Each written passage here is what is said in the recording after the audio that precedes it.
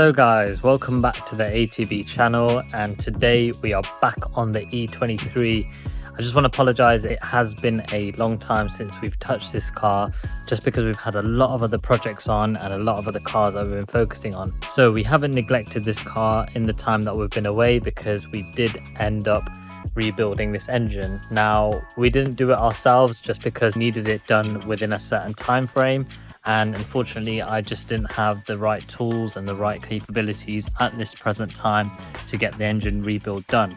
So we did send it off to a BMW specialist. His name's Chris in Leicester, and he rebuilt the top end for us completely, stripped the whole head apart, put new valve stems in, new springs and stuff like that on the top end, and then he built the engine up slowly by using new gaskets and things like that.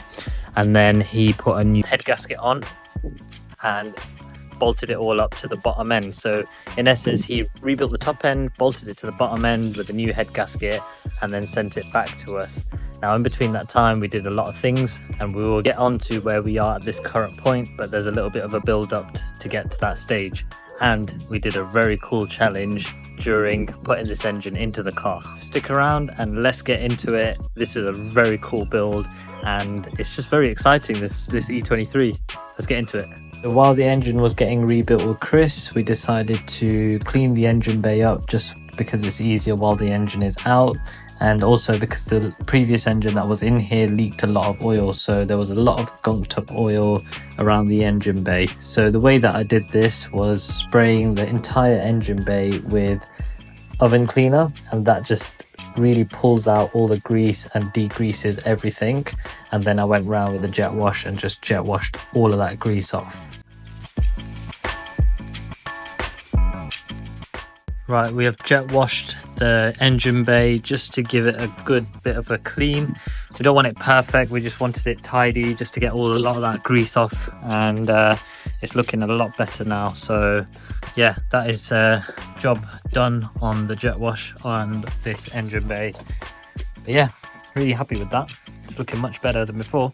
And while the engine was out, we decided to do a bit of welding, just because at the front right of the car there was this corner which literally had a massive hole in it where there was meant to be a piece of metal there. So Tony, the welder from Leicester as well, he came over and welded a plate in, and we ended up just bitumen painting and protecting the metal that was there.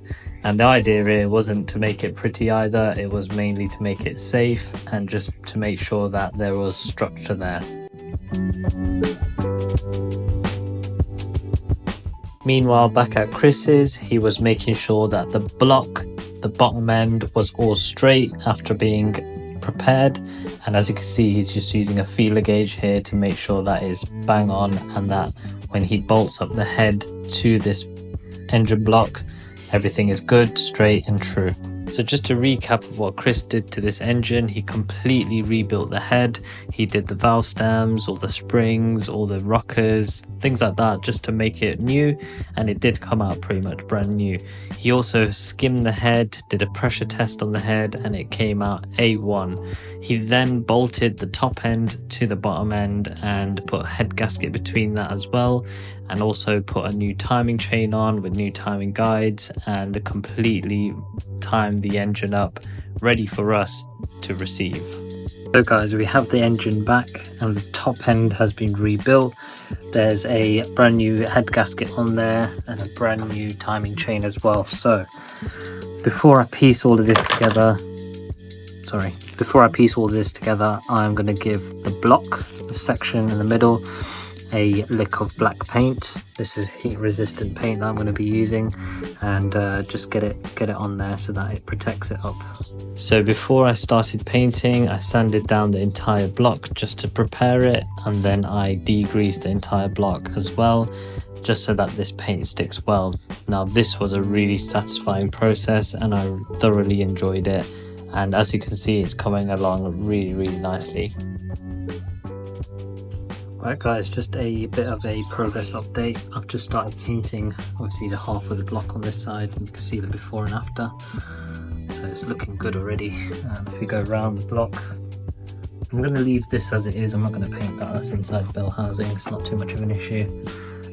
But yeah, I've degreased this, well, sanded it down, degreased the whole area, and as you can see, it's coming up really nice. So yeah, I'm just going to continue to paint it, continue going around, and give it probably give it 2 coats. So go around once and then go around again and give it a second coat. But yeah, so far looking good. I'm gonna carry on. Now, I just took my time just to make sure that I got into all the nooks and crannies and to make sure that I wasn't missing any spots. Sometimes when you're painting, looking in one direction, you can end up missing bits. So I ended up looking up at the block from underneath, and I saw loads of areas that I missed. It was quite important for me to get all the areas as much as possible, just so that this block stays protected and also looks good as well. So this is where we're currently at with the engine. We're just preparing it so that we can start to put parts onto this engine. We want to slowly build the engine up by putting all the parts that it needs on, for example the inlet manifold, the exhaust manifold, the rocker cover gasket, and then we're going to give this car a full service as well, so oil filter, new gaskets as well, and just slowly start building it up. Right guys, I have now painted the block and I'm happy with the finish. As you can see, I've painted both sides and I used this paint. It's heat resistant paint. And just as a reference, here is the old block, what it looks like before a bit of restoration. As you can see, it's very corroded and very messy. So yeah, unfortunately we're going to have to end the video here, but in the next episode we are going to continue to build this engine up before we get it into the car. So be sure to subscribe, hit that bell notification, just so you know that when the next video drops you're ready to watch, and we are excited to show you the next steps.